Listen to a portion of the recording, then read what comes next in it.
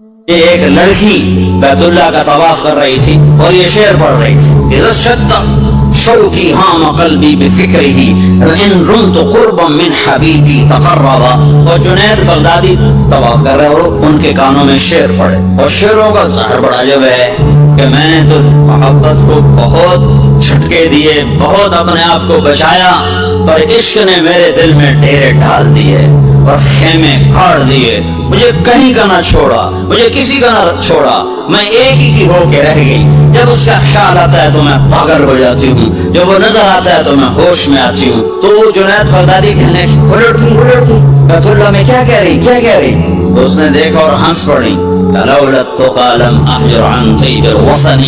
کیا سمجھے ہو، میری بات کو غلط سمجھے ہو، مجھے میرے رب کا عشق رات کے اندھیرے میں یہاں لایا، میں کسی اور کی بات ہی کر رہی. تو کہنے لگی تم کس کا طواف کر رہے ہو؟ تو جنید کہنے لگے بیت اللہ کا.